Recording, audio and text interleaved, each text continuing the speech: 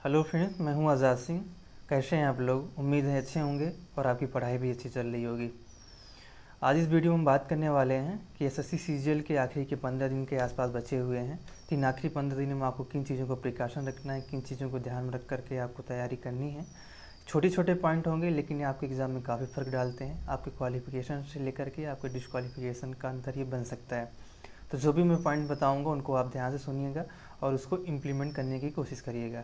आइए चलिए वीडियो शुरू करते हैं। सबसे पहली चीज़, अगर आपके सिलेबस में कुछ भी 2-4 चैप्टर रह गए हैं मैथ के, रीजनिंग के, तो आपको सिलेबस कवर करने के पीछे नहीं पढ़ना है। आपने जितना भी पढ़ रखा है, जो भी नोट्स बनाएंगे उन्हीं को बार बार रिवाइज करिए। तो बिना काम का भी आपको अपना टाइम वेस्ट सिलेबस कवर करने में नहीं करना है, बल्कि अपना रिवीजन करिए। जो भी पढ़े उनको प्रैक्टिस करिए और बार बार जो है रिवाइज करिए चीज़ों को। ये सबसे इम्पॉर्टेंट चीज़ है। सेकंड आ जाता हूँ, मॉक में आपको क्या क्या ध्यान देना है। देखिए, आपको प्रीवियस ईयर बेस्ड ही मॉक देने हैं। जो भी 2022 में 2021 में प्री के मॉक हुए हैं, आपको उन्हीं को अटेम्प्ट करना है। कम से कम दिन भर में आपको एक मॉक देना ही है। इसके अलावा मैथ के आप 2 सेक्शनल मॉक रोज़ाना दीजिए। 2 सेक्शनल मॉक मैथ के देने का मतलब ये हुआ कि आपकी प्रैक्टिस तो हो ही जाएगी प्रीवियस ईयर क्वेश्चन की। साथ में जब आप एज अ मॉक आप क्वेश्चन की प्रैक्टिस करते हैं तो आपकी स्पीड भी काफ़ी बेहतर हो जाती है। आप बुक से हो सकता है उसी क्वेश्चन की प्रैक्टिस करें, लेकिन उससे आप की स्पीड शायद ज़्यादा बेहतर नहीं होगी। कॉन्सेप्ट आपके क्लियर हो जाएंगे, क्वेश्चन आपको आने लगेंगे, लेकिन आपकी स्पीड बेहतर नहीं होगी। लेकिन as a mock, as a sectional test आप उनको जब अटैम्प्ट करेंगे तब आपकी स्पीड भी बेहतर होती है। तो कम से कम 2 सेक्शनल मैथ के मॉक आपको देने हैं। इसके अलावा एक रीजनिंग के का मॉक देना है, सेक्शनल मॉक आपको देना है। इससे भी आपको टाइमिंग जो आपको ध्यान रखना है कि 10 से 12 मिनट ही टाइम आपको रीजनिंग में लगना चाहिए। तो इसके अंदर आपको कोशिश करनी है कि आप रीजनिंग करें। तो एक फुल मॉक देना है जहाँ से आपको एनालाइज करना है कि कहाँ पे टाइम कम पड़ रहा है, कहाँ पे टाइम ज़्यादा लग रहा है। इसके अलावा कहाँ पे आपकी वीक पॉइंट है। ऐसे चैप्टर जो आपने पढ़ रखे हैं फिर भी वहाँ से आपके क्वेश्चन गलत हो रहे हैं, क्यों गलत हो रहे हैं उनको बार बार फिर से रिवाइज करिए जो है जा करके। हो सकता है अगली बार जब आप मॉक दें तो वो चीज़ें करेक्ट हो जाएँ आपकी। अगली चीज़ जो आपको ध्यान रखनी है कि आप जब भी मॉक दें, अगर आपके पास लैपटॉप की व्यवस्था है, माउस की व्यवस्था है, तो प्लीज़ लैपटॉप और माउस का उपयोग करिए। क्योंकि अगर आप मोबाइल पे टेस्ट दे रहे हैं, मॉक दे रहे हैं, और जब आप एग्ज़ाम में जाते हैं तो वहाँ पर आपको माउस मिलता है, तो उससे आपको 2-4 मिनट का फ़र्क पड़ जाता है। कई बार एरो आप जहाँ पे ले जाना है आपको, शेप एंड नेक्स्ट या फिर जहाँ भी ले जाना है, तो वहाँ पे आप जल्दी जल्दी ये चीज़ कर नहीं पाते, जिसकी वजह से आपको कम से कम 2-3 मिनट का टाइम वेस्ट होता है। थोड़ा सा फ्रस्ट्रेशन भी दिमाग के अंदर आता है। तो ऐसे में आपका जो भी पेपर रहेगा वो गड़बड़ हो सकता है। तो ऐसे में आखिरी के जो 15 दिन बचे हुए हैं वहाँ पे लैपटॉप रखिए, माउस रखिए और उसी से प्रैक्टिस करने की कोशिश कीजिए। अभी मोबाइल को अवॉइड करने की कोशिश करिए।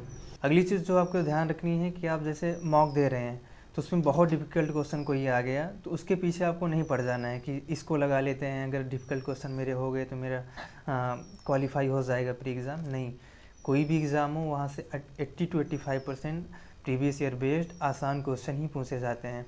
आप कोई भी एसएससी के एग्ज़ाम उठा के देख लीजिए, तो आपके इन लास्ट दिनों में कोई बहुत कठिन क्वेश्चन, बहुत कठिन मॉक के पीछे बिल्कुल नहीं भागना है।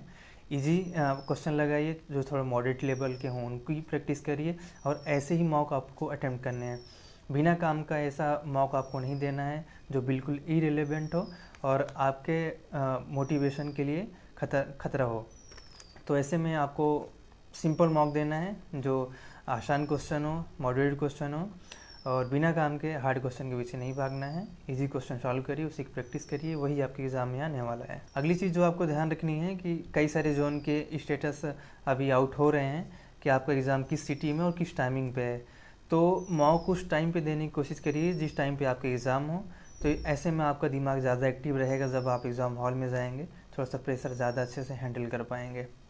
तो इस चीज़ को भी आपको ध्यान रखना है।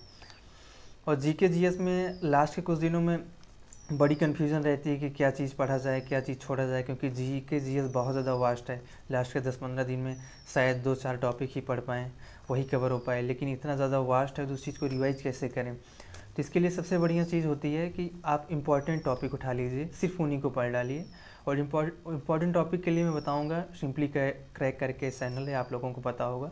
आलोक सर ने वहाँ पे बताया है कि जीके जीएस में कौन कौन से इम्पॉर्टेंट टॉपिक हैं, तो आप वहाँ पे जा कर के उस वीडियो को देख लीजिएगा और वहाँ से इम्पॉर्टेंट टॉपिक आप जो है नोट डाउन करके उसी चीज़ को कोशिश करिए कि उसी चीज़ को पढ़ लीजिए। पूरा तो नहीं पढ़ पाएंगे, आपको भी पता है, कम से कम इम्पॉर्टेंट पॉइंट और इम्पॉर्टेंट टॉपिक जो है उस चीज़ को जीके जीएस के रिवाइज कर लीजिए। लास्ट चीज़ जो आपको ध्यान रखना है कि आपको स्ट्रेस फ्री रहना है, प्रेशर बिल्कुल नहीं लेना है। इन आखिरी के 15 दिनों में जो सबसे ज़्यादा इंपॉर्टेंस रखता है कि आपने जो अभी तक पढ़ रखा है उसको 100% एग्ज़ाम रूम में जा कर के आप डिलीवर कर पाएँ। उसके लिए आपको बहुत अच्छे मेंटल स्टेट में होना बहुत ज़रूरी है। इसके लिए आप मेडिटेशन करिए, कोई वर्कआउट करिए, गाने सुनिए, गप्पे शप्पे लड़ाइए और हल्के मूड में रहिए। और मैंने जो चीज़ें बताई इनको इम्प्लीमेंट करने की कोशिश करिए, आपके अंदर काफ़ी ज़्यादा इम्प्रूवमेंट आएगी। उम्मीद है कि ये चीज़ें आपको बेहतर लगी होंगी। अगर ऐसा है तो वीडियो को लाइक करिएगा और चैनल को सब्सक्राइब करिएगा। मिलते हैं अगले वीडियो में, तब तक के लिए जय हिंद, जय भारत।